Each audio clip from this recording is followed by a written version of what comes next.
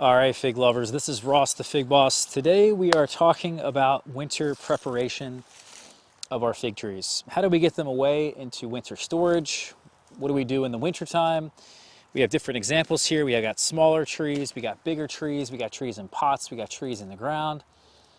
Before we get into that, guys, I want to just mention that we are doing a fall fig tree sale as I do every year. A number of my larger trees, like the ones you see here in front of me, are in 3 or 5 gallon size pots. These are going to be for sale on the website very soon. And you guys can go to my blog and shop around and choose a variety that you guys want. We'll have some Adriatic figs for sale, some Hivernenka figs for sale, some really nice varieties, and of course they're in these larger pots. Also got some of the small 1 gallons. It'll specify on the website, and you just check out. If you're not unfamiliar with the blog, you check out like you would on any other website.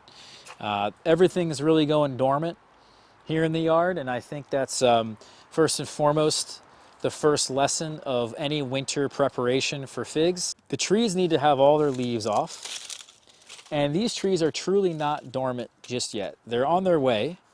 We have had 3 frosts that have come in, 3 light frosts. You can see these trees, some of these look like nothing happened, you know? So not everything is going to go dormant at the same rate.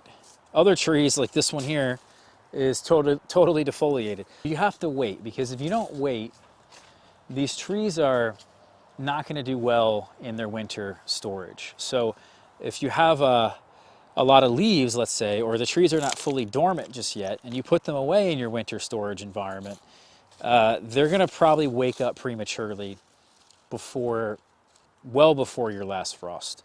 So if you have trees that wake up well before that last frost, that's probably one of the biggest mistakes I see.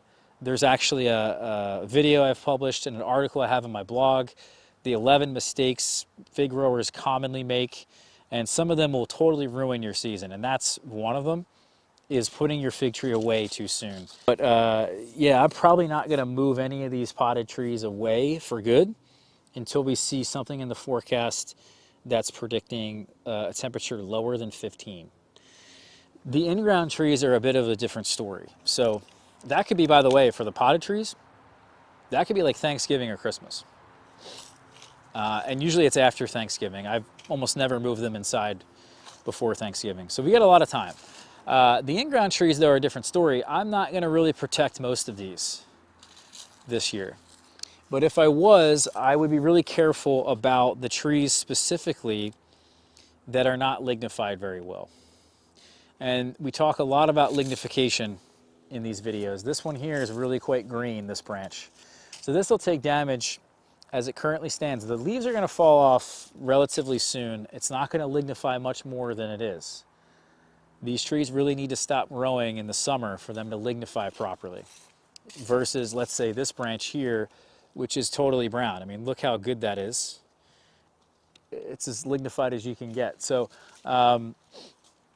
you know, this branch here is probably going to take damage at maybe even 20 degrees Fahrenheit, maybe even 25 degrees Fahrenheit, depending on the variety, depending on the lignification level, whereas this branch here could probably withstand at least 5, maybe even down to 0, depending on the variety. And it depends on the duration, obviously, but so if you're in a zone where you're going to get below 0. I'm in 7A, so theoretically, and I guess technically, we're not supposed to get below 0, but we can.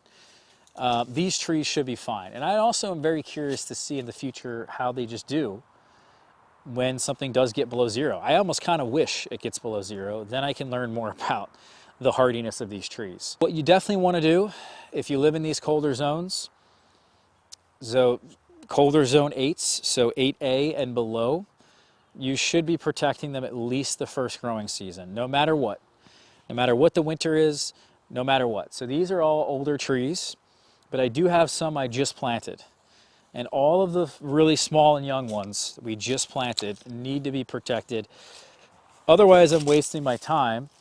And so I specifically planted these with the intention of protecting them in the first year. So I planted them on an angle, and I even tried to encourage them to branch before I even planted them. I chopped them really far back. And so I ended up getting a shoot like this that's really close to the ground, that's easy to bend, staked to the ground, and then covered with leaves or wood chip. So here's a campanile. This has survived now for 2 years. These are where some of the younger trees are. This is an LSU strawberry. It's perfectly lignified. Did exactly what I wanted, and this should survive its maximum low. Here's Constance.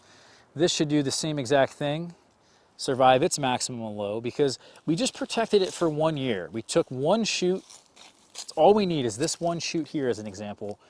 Bend this over to the ground, plop it back up in the spring, and going forward it will be hardy inevitably until you get something really nasty that comes in, or if you prune your trees too much. But certainly this first year after planting, I don't even care how lignified it is. This is one we just planted. This is one we just planted. This is one we just planted. But look at the lignification on it. It's almost perfect because they were in a pot for a while. But I am still going to chop this entire thing back. What I really should do is chop the whole thing really far back, let it regrow, and send up a lot of shoots from the base the following year, then protect that, and then I have the structure of my tree. But worst thing I can do is chop this tree all the way back to here, leave this, and bend this over to the ground and protect it. Same thing over here. Chop this tree all the way back, bend this over. These are all new young trees. Same thing over here. Bend this down and chop that whole thing back. Now, this may seem a bit extreme, but for the long-term success of your tree, you're better off. Here's a good example here of a tree that didn't grow much after we planted it. We cut it far back. And this is Cordon Blanc. This is what Cordon Blanc does sometimes. It just doesn't want to grow. So you really, this is a tree where we're going to actually prune this back quite far, but I'm also going to protect this, cover this whole thing with maybe some, I don't know, some housing insulation, a blanket, then cover it with wood chips or cardboard, pin everything down to the ground. But I will prune this far back to encourage it next year to really put out a lot of growth. The more we prune, the more it grows the following year, the less it's lignified. The less we prune, the less it grows, the more it's lignified. So that's kind of the gist of it. I'll say this lastly for the people having potted figs, let them truly go dormant. Don't overwater them in the winter. Water them in really good before you put them in storage, and mulch them really well before you put them in storage.